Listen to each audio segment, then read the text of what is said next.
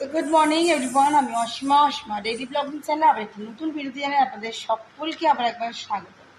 আশা করবো আপনারা সকলে বেশ ভালো আছেন, সুস্থ আছেন। আমরাও বেশ সকলে ভালো আছি। আর আমার পুজো টুজো অনেকক্ষণ কমপ্লিট, এমনকি আমাদের সকলের টিফিনও কমপ্লিট। কাজের দিদি না থাকলে আমার এটাই সুবিধা। আমি সেই 6:15 উঠেছি, উঠে ঝাড়া পোছা পরিষ্কার করে আমার পুজো টুজো জোগাড় করে পুজো করাও হয়ে গেছে। আর এখন যদি কাজে দিদি থাকতো তাহলে এই 12টার সময় আসতো, 11:30টার সময় আসতো, এসে ঝাড়তো, তারপর হতো আমার পুজো, তারপরে হতো আমার রান্না। তো আলটিমেটলি এখন আমার ভাত হয়ে গেছে। এখন আজকে করবো সোয়াবিন আলুর তরকারি। তো সোয়াবিনটা আলুটা একটু সেদ্ধ হতে দিয়ে দিয়েছি। আর মিঠি করছে এখন নাচের প্র্যাকটিস। আপনাদের এখন পাটা অসুবিধা মনে তুলে তুলে দেখাচ্ছে। আমি ঘুমোটা দেখালাম।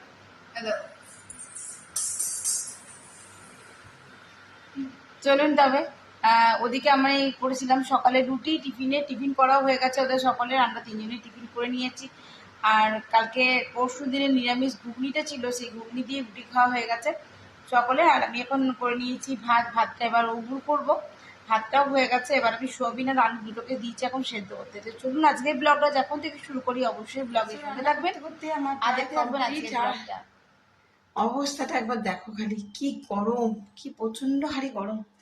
তো যাই হোক, সোয়াবিন আলুর তরকারিটা এখানে কমপ্লিট হয়ে গেছে। আর ডালটা হয়ে গেছে। আর আমি ব্লিঙ্কিটে কিছু জিনিস অর্ডার করেছিলাম, মানে দুধটা একদমই ছিল না, বাড়ি বাড়ন্ত।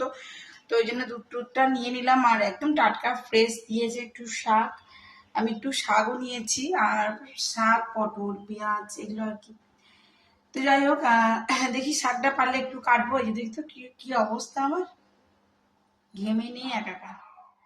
ঘড়িতে 1:20, আমার লাঞ্চ রেডি হয়ে গেছে। এই যে দেখতে পাচ্ছ, এই ছোট্ট কুকারে করেই আমাদের দুবেলাকার ভাত হয়ে গেছে। এটা আজকে ভেজেছি এইটুকুই ঢেঁড়স ভাজা, এটুকুই আমাদের জন্য যথেষ্ট। এই করেছি তোমার ডাল, আর এই তোমার সোয়াবিন আলু দিয়ে তরকারি। এই হয়েছে আজকে আমাদের দুপুরের লাঞ্চ। আর দাঁড়াতে পারছি না, এত কষ্ট হচ্ছে। তো চলো আমি এবার একটু ভিতরটা গিয়ে বসি। এখন তো মিঠি লাঞ্চ করবে না যদিও, তো ওরা যেহেতু রুটিটা খেয়েছে, মানে 11টার আগে খেয়েছে। তো যাই হোক, এখন বললো খাবো না। তো চলো এখন গ্যাসটা পরে এসে পরিষ্কার করবো। দুপুরের লাঞ্চটা আপাতত রেডি করে দিয়েছি। আর অবস্থা দেখো, দুদিক থেকে ঝরছে, আর দাঁড়ানো যাচ্ছে না। রান্নাঘরে দাঁড়াতে পারছি না, এতটা গরম না এখানে। রান্নাঘরে প্রচন্ড গরম। একটু খুলে দিই, হাওয়া আসছে, কিন্তু কি বলতো, গ্যাস ওভেনে যখন তুমি রান্না করবে না, গ্যাসটা বারবার দুলতে থাকে। যার জন্য আমাকে দরজাটা লাগিয়ে করতে, নালে কিন্তু এখানে চরম বেশ ভালো হাওয়া দিচ্ছে। বাইরে গরম হলেও হাওয়াটা দিচ্ছে। আমাকে দেখেই বুঝতে পারছি আমি কি চরম ঘেমে গেছি। তো চলো একটু বসি, আবার ভিডিওটা তোমাদের সঙ্গে বিকেল থেকে কন্টিনিউ করবো। কি কি করছি না করছি, যেটুকু পারলাম এই গরমের মধ্যে করেছি, তোমাদের সঙ্গে সেটা শেয়ার করেছি। আর মিট চমকাচ্ছিল, আমি তো সন্ধ্যে অনেকক্ষণ জেলে দিয়েছি। মিটি কি বসবি? মোবাইলে চালাচ্ছে তুমি। মিটি তুই কি বসবি? আমি বসবো, কিন্তু এখানে এখন মোবাইল চালিও না। এই যে মিট চমকাচ্ছে। মোবাইল চালিও না এখন।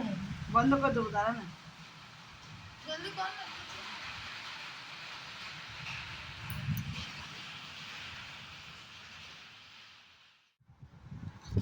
অন্ধকার লাগছে এই যে।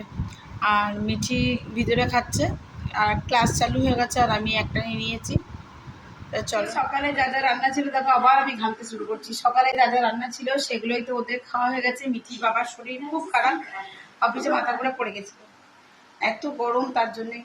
তো যাই হোক, ওদেরকে ভাজিয়ে দিয়েছি। এখন ঘড়িতে তাও টাইম বাজলো 11টা 1। আর আমি খাবো একটু আলু বড়া বানিয়েছি, মুড়ি খাবো। এই যে দেখো, আলু বড়া করেছি। আর এই ব্যাটারটা আছে, এটা আর করবো না, এটা কালকে করবো। দেখো সকাল সকাল আমার চাকু দিয়ে এখানটা কেটে বিভৎস অবস্থা হয়েছে। তারপর আবার এই যে কি সব আমার গাময় বেরোচ্ছে, দেখতে পাচ্ছ?